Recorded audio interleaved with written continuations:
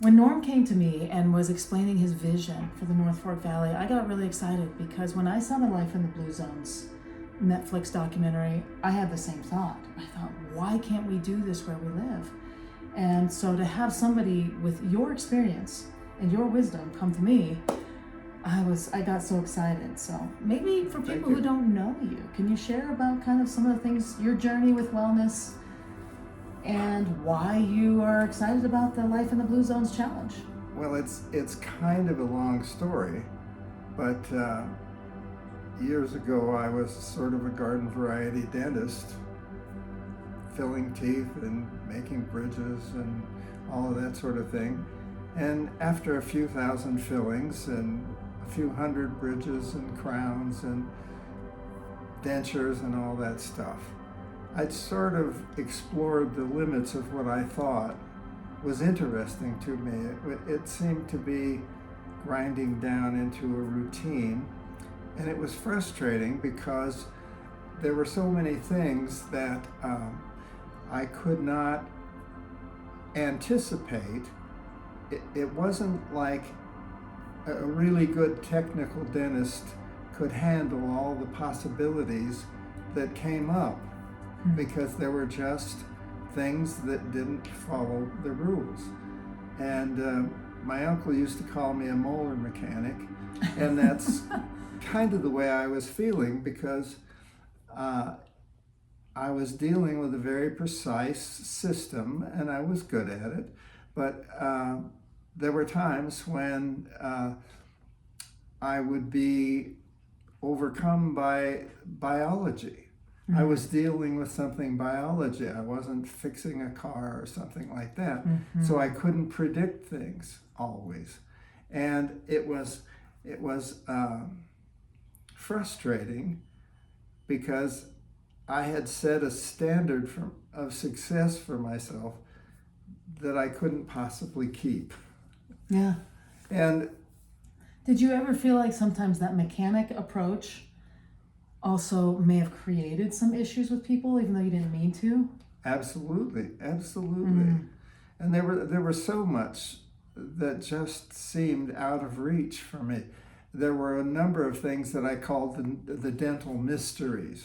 And they were things that I learned about in school and in my experience in practice that just didn't follow the rules, and there was never a way for me to understand certain things. So I'll give you a few examples. Like 100 years ago, from that time, which would have been in the 1860s and 70s, people didn't have orthodontic problems as much as they did today. That somewhere after the year 1900, kids started having crowded teeth and all sorts of problems, and growth abnormalities that led to the need for orthodontics, or at least the perceived need for it. And at a much higher rate. The rate was often quoted as 28% of the children had a major malocclusion. And 50 years before, there wasn't that number of problems like that. It's kind of like autism now. Yeah. You never heard of it. Right. Years ago, and now it's a high percentage. Yes, indeed. Which is why we need to do this Life in the Blue Zones thing. Yes, indeed. But so an event happened. My partner, who I had been associated with since we were both dental interns at Denver General Hospital and got to be good friends there, we went into practice together. We had separate practices, but we worked in the same office. We shared expenses and equipment and all those sorts of things. And he became the president of the Colorado Prosthodontic Society. And anyone who doesn't know, that's prosthesis is about replacing teeth.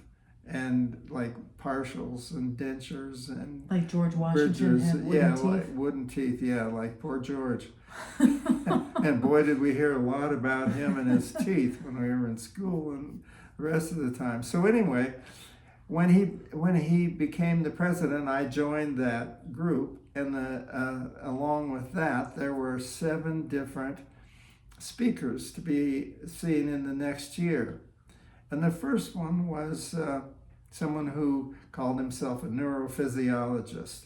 And I thought, what could that possibly have to do with dentistry? But I was curious at any rate. And when I went to it, it turns out that what he was actually going to be showing us was something called dental kinesiology. And kinesiology, as it's used in this sense, is not just the study of movement and motion and so forth, but it's using physical muscle testing to create diagnoses of different things. Mm-hmm. And so when I saw this, I thought, this is weird. First of all, it's way outside of anything I've ever seen, and I wonder if it's real. So somewhere in his lecture, he picked me to be one of his test subjects. I'm picturing like the mechanic who's like, this is how it works, walks into Willy Wonka's chocolate factory. It's like, I didn't know there were Oompa Loompas. Yeah. Well, I sure didn't know there was kinesiology. Right. That was for sure. So at any rate, he tested me and he used an arm muscle, and he showed us a technique called therapy localization. And it's a real simple thing. You know, here's the muscle test. You give the person a chance to set their muscle, and then you push down. That's for the deltoid muscle. So he tested my deltoid muscle, and then he had me touch different places along my spine and my neck. And at certain points, my arm dropped down. And it was... You couldn't control it. I had no control over it. And he said, okay, you have a subluxation at C3, C4, and went on down my spine and told me where there were problems. And then he had me bite down on some tongue blades and said, you have a TMJ disturbance. Well, I didn't think I did. But anyway, and it was different. When I put my finger on the left side and bit down, it might have been weak, and when I bit down on the right side, it was strong. But when I opened on the right side, it was weak. So it was an imbalance in the muscles that closed the jaw. So I thought, this is crazy. And as I walked back to my seat, my friends were looking at me saying, is this real? Was that real? I said, yeah, it was real. Yeah. There's no way I could see that he had faked anything. Right. So I was really intrigued by it. And my first thought was, this is either a big scam or... kind of a psychosomatic, psychological control type thing. Right. Or it's the greatest thing to come along. So I decided either way I was going to find out. So I flew to Las Vegas for 2 days and did a workshop there. And I came home from that, actually 4 days. The first 2 days was all about dental things. And the second 2 days was about nutritional analysis. So I went there and learned all that and was absolutely blown away. So I came home and started doing muscle testing. And I found that I was able to treat and discover and understand several of the dental mysteries, things that I had no clue about before as to why they happened. So that was intriguing. So deep body wisdom, and what I'm, because I want us to get into the blue zones, but one of the things that I have experienced with you personally, and I know that many people who've experienced your work in this area, because you went into this, you got mercury poisoning, and then you ended up just doing this work and have become a master in the sense that you've even created you learned what you learned, and then you took it, and as you began to practice, it evolved into something more than you'd been taught, which is what every good system does. Of course.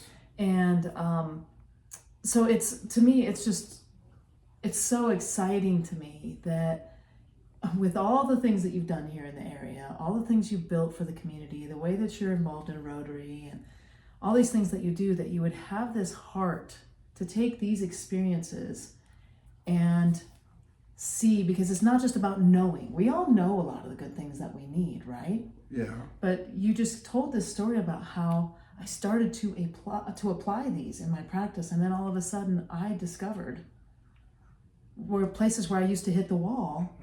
Now people are getting good changes. Right. And it made dentistry fun again. And there was a time when I was involved in learning so many new things that except for the summers, 3 weekends after every 4, I was in a workshop of some sort or another. And I learned, and then I went back to Las Vegas for a convention of all the people doing this muscle testing business. And I saw a demonstration of craniosacral adjusting. And it was all discussed as to the movement of the bones in the skull. Now that was a revelation to me, because in dental school and medical school and all the other professions, we're sort of taught that the skull is just this crash helmet for the brain. Right, it's rigid. It sets up and is rigid and no longer grows somewhere around 18, 20 years of age, and then it's set for the rest of your life. But here's a group of people saying, no, that's not true.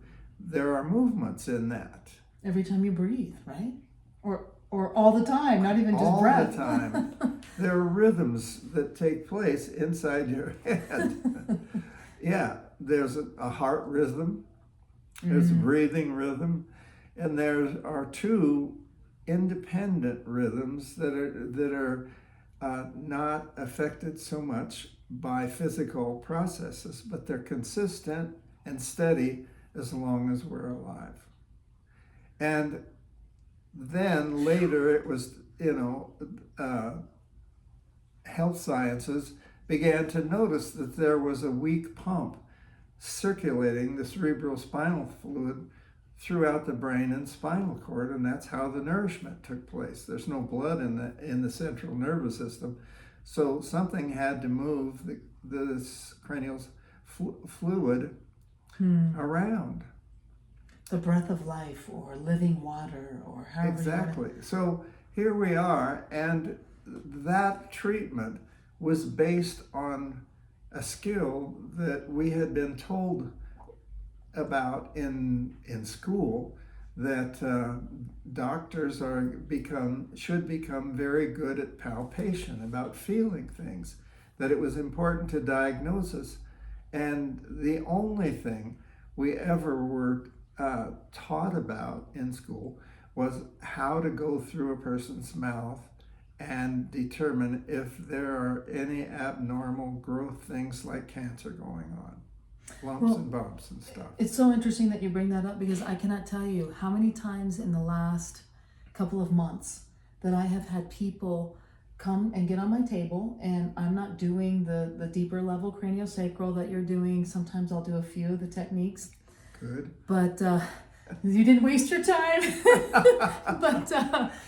But with the manual therapy that I do, they'll tell me, my doctor all they did is looked at a part of my body. They did not palpate.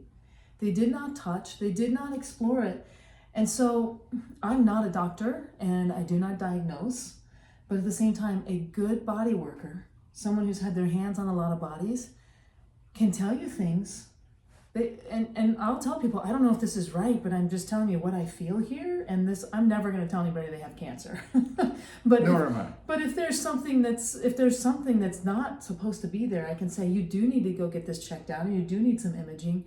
But a lot of times they'll say, I wish my doctor would touch me, because how can they know what's going on with some sort of, I mean, sometimes even an x-ray doesn't see it.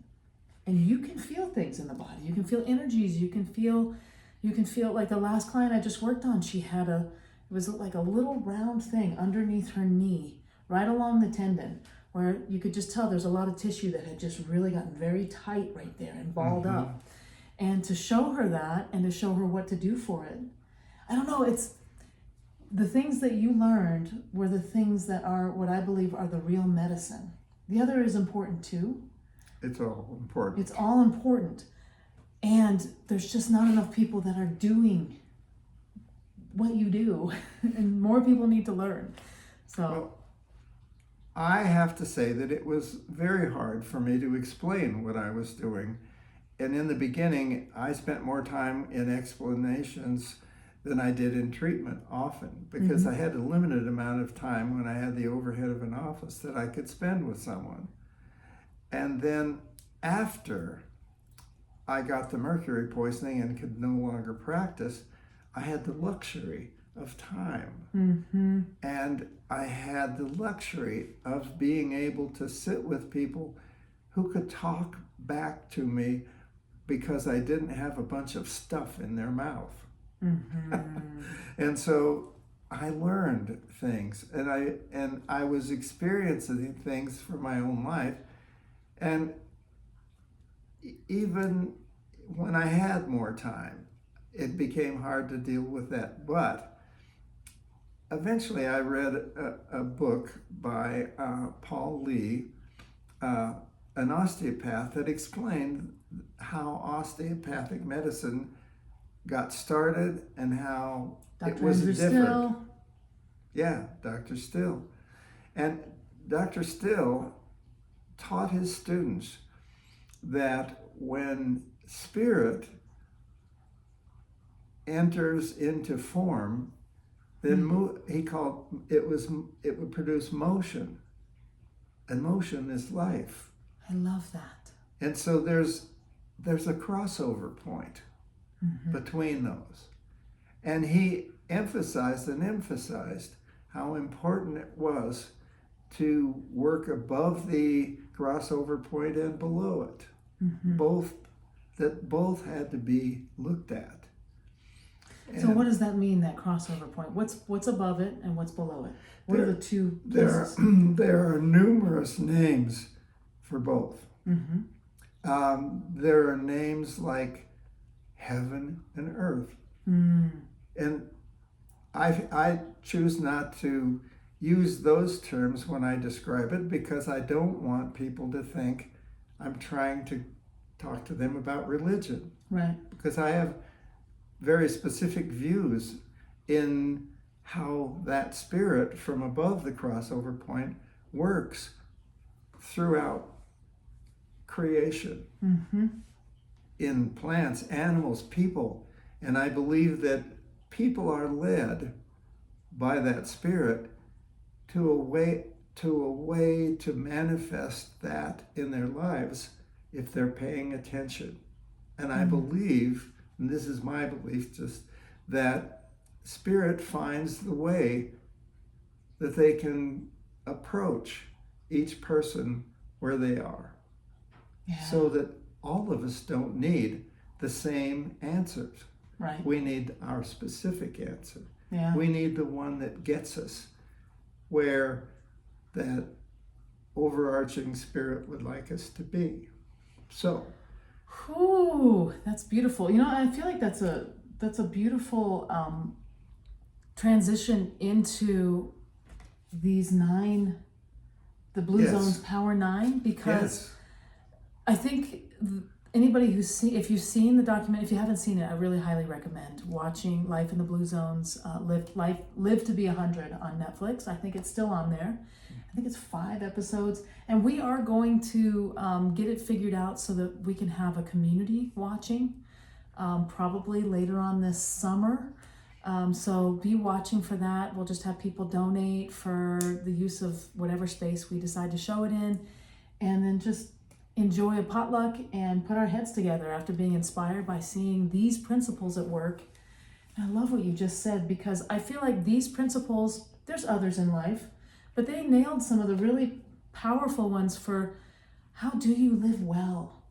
You know, it's, as they said in the book, Life in the Blue Zones book, some of it's genetics, you know, and we're fighting. I wouldn't say we're evolving right now. I wouldn't say we're getting stronger and better, but at the same time, we can do things that really stimulate life and that movement. Like the first one is move naturally. And I've worked out at the gym in the past. I teach fitness classes, and the more that I teach, the more that I get to a point of just helping people to play with movement and to feel their bodies while they're moving. Because a lot of times we're turned into automatons. We do tasks with our bodies. We work hard with our bodies, and then we just sit down. And there's this place of play and gardening. What are some of the ways that you move naturally? I work a lot. You do? I do. I work a lot. Last year, I built a timber frame structure for the Blue Sage Center, for an outdoor performance center. And that's heavy duty physical work. Mm-hmm. And right now, my wife and I, are redoing our flagstone patio. And at our advanced ages, we're able to relocate or build up to a level, maybe 4 stones a day. And there are 60 of them. And so we go to bed really tired and then wake up the next morning and let's do it again, you know. So I do that. And when I'm not doing that hard stuff, I do go to a gym, and I also take a neuro movement class, which is Feldenkrais, and it's a Feldenkrais derived program from a friend of mine, Anat Baniel from California. And it's very good for seniors, particularly because it's not really hard work. It's very gentle and it's painless. And it's getting you in touch with your body and how I feel when I move, turning on more brain activity, building more. All about that. Yeah. It's all about that. So as we go through these kind of quickly, because we only have 8 minutes left, Norm. Okay. You want to hang out with this guy when we get together for these things, because you're going to learn. You're going to learn. But I just think there's so many ways that we can move naturally together. And that's one of the biggest things that's a part of this Power 9, is that you have community, different types of experiencing community. But the next one is purpose. What's your passion? What's your sense of purpose? And I would hate, like you're retired. I always joke around with you that you don't know what it means, but you've got purpose. You've got things going. You're waking up and going, hey, why don't we work on this together as a community? Why don't we do that? You're in Rotary. You're changing things. You're making things happen. And the Japanese call that ikigai. And you have to have a light within you, right? To be able to keep going every day. And believe that you're here to do that. Right. And accept that. That's the thing you said, believe. I've been really thinking about how important this kind of work is, and how I don't want to be involved in politics at all, because to me it's just a sham. It's like the controllers are trying to make us forget that we were created with purpose, and that when we believe something, we can create with our thoughts by moving into action. We forget how awesome we were designed to be. When we get all messed up in the stuff that doesn't really even matter. That doesn't matter. And yet, at the basis of everything, everyone's political beliefs is belief and passion for what each of us feels is right. For something good in the world. Yes, justice, freedom from oppression. All of these things. Our country was founded on those principles, and yet we're divided now. And what I would like to do, I don't think everybody has to live to be 100, but I think everyone should live to be a super ager, someone who lives really well for as long as they're here. Yeah. I mean, think about, I'm sure you've heard that Alzheimer's is, they're saying that it's diabetes type 3, that sugar and alcohol are contributing to that quite a bit. And so the idea of one of their things is, two of their things about eating and nutrition are the 80% rule. Eat till you're 80% full and then you're done. Or not eating later in the day. Or the plant slant is another one. We're eating mostly plant, but you need protein. So we're not telling people to become vegetarians. Paradigm.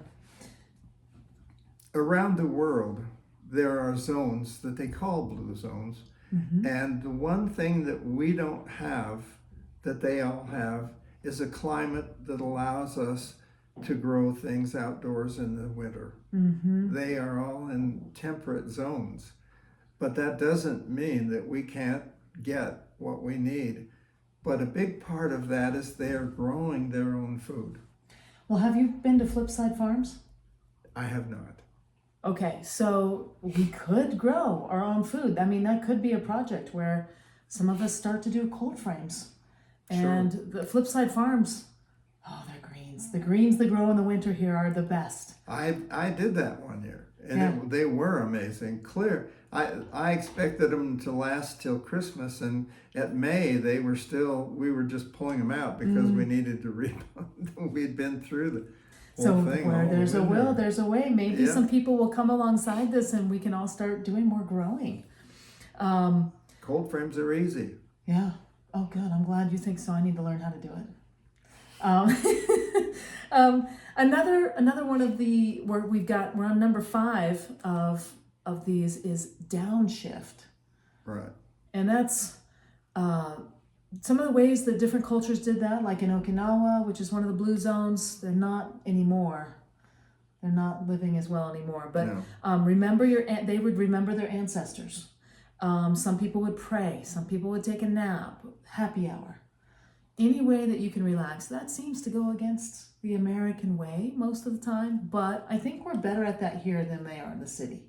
I think so too. I think we know how to kick back a little bit. For me, part of my downshifting is dancing. I started dancing a little over a year ago, and I dance every day. I've only danced one song today, but I plan on remedying that later. We got 4 more. Which one do you want to pick? Go and I'll look at the list. Okay. Well, wine at 5 is one, and we're not saying like you complain about your day. And I don't know if any of you have heard Andrew Huberman's talk about alcohol, but if you haven't, and you do tend to drink a few drinks a day, you can actually, I think a few drinks a day is probably a little bit much based on his talk. He's a Stanford neuroscientist. Check out his podcast, Huberman Labs. And the one on alcohol has helped thousands of people. If you go online, they'll talk about, I quit alcohol for a month and this changed and that changed and this changed. So he says that literally if you want to drink in moderation, that if you want to do it really healthily, you'll drink maybe once or twice a month and maybe 1 glass of wine, maybe up to 2 each time. But we were talking about this before we jumped on here. Yes. And I don't really think it's the wine at 5. I think it's the gathering and the talking and the enjoyment of life. And maybe it's the good cheese tray. It's like it's the richness, sharing the richness of life. And so that's what wine at 5 represents for me. Right. What's the next one you want to take? Family first. Being close with family, and now I'm on the tail end of that because I'm the elder now. But honoring older people and listening to them and having outlets for them. I'm now writing. I know you're writing. Yes. We are, and it's wonderful because I get to Doing tell my stories. I'm into storytelling. So that's a big one. But loved ones for me can be anyone. Yes. if I'm living where I should be, the people in the store that we share a laugh when we get our carts get crowded in our small aisles, and we share a laugh about it, those are loved ones. Yes. All of that is. Love your neighbor as yourself. And do you make how many people's days do you brighten? Mm-hmm. That's one of the things that I do. When I do it, I have this practice of examine. I usually do it for a couple weeks, then I stop doing it. But one of the things that I like, what were my blessings of the day? How did the divine show up in my day? What miracles did I see? What do I need to ask forgiveness for? And one thing that I started doing was, how did I bring joy today? Just looking at that, because a lot of us do it all the time, but we just get to the end of the day and we're like, well, another day. Yeah. But if you look at it, we brought joy today. Right. You brought me joy today just by getting to see you have and for hang me out. as well. That's always nice. Yes. So loved ones first. Okay, we got two more, and these have to do with community and with relationships. I'm gonna pick right tribe. All right. And then you can do belong. If you Right. want. Okay, so right tribe is it's you're with people that you co-create with, that it's the things that you do. So they're saying, like, if you hang out with people who do drugs, you're probably going to do drugs. If you hang out with people who all they want to do is be on social media and on their phones, and you become the people that you hang out with. And so if you've got people who love to dance and they're excited about wellness, or they love to cook gourmet food or something, you're going to be inspired to do those things. So that's what right tribe is. It's getting the right virus, if you will. And the other one? And the other one was belong, like belonging to a community, kind of like Rotary. We were talking about that before. So what's that mean to you? Well, it means, to me, it's kind of tied up with right tribe. Mm-hmm. Because I find that I function better and I belong more when I kind of radiate outwards to people that respond. Mm-hmm. And so finding those people that not only I feel like I can help nourish them for their day, they nourish me just by their presence. Mm-hmm. And so belonging, like to Rotary, with its great intentions and its worldwide effectiveness, is really important to me. I can't give to everybody that I wish I could, that needs help. Right. I have to pick and choose, but Rotary takes on everything. Yeah. And I belong to the writing group, and those are my dear, dear friends. And mine too. Yeah. My Writers Remedy group. We love each other so much. Yeah, really, we do too. And we look out for each other, and we celebrate each other's lives, because it's mostly memoirs that we're doing and what we've learned. And the different storylines that we are exposed to makes our lives rich. And that's what you just said. I really think one of the integral parts of belonging is co-creation. Right. And what I've found is that the co-creation is bigger. I'm going to go back to what you were saying about spirit before. It's not just this person and that person, but when you decide to co-create and you come together and you're loving each other, there's this thing that transcends what you each could do by yourselves. Absolutely. Or even what you thought you could do together. And I think that that's the perfect place for us to end, because that's what we want to do. That's exactly it. The life in the blue zones idea, and whoever's attracted to this, whoever's in that tribe of what can we do for the community, how do we grow, how do we build our health, how did you say it? You said it's not living to be 100, it's super aging. Is that what you call it? We want to be super agers. Yeah. To do that, it's going to take that kind of co-creation. It'll transcend. It'll be something beautiful. And so that's what we're working on. So if you've made it all the way through this video, and it's before April 19th, 2025, you're going to want to join us. We're going to have a forum, and we're going to hear from you about some of the ideas that you might have for how this can happen in our community. And we're going to keep going with this because this is important. And we all... Should we mention, for anyone that looks at the term blue zones and thinks it's political, that it is definitely not, as political. you've heard. I hate politics. That no. red and blue stuff is not part of this. Yes, there's no donkeys, there's no elephants, elephants. There's none of that. This is just people who are going to love each other, and we're going to work on building each other up. That's at its core. So we hope that you can come. And if it's past April 19th and you see this and you're interested, just give us a call at Wellspring or check out the website. We're going to keep building this up with all kinds of wellness practitioners. This isn't a Wellspring thing. This is a North Fork Valley thing. And we're going to work together on it. So we're really happy that you decided to join us for yet another episode of Vitality. See if you can do this. We'll throw these signs. Vitality Vibes. All right. So, thank you again for joining us. Norm, thank you so much for all you do for the wellness of this community. Well, thank you. Look at what you've done. It's amazing. It's a blessing. I look at something else and you've done something wonderful new. It's the team. It's the team. We're just having fun together. Yeah, indeed. So, thanks again. We love you, and we'll be talking with you soon.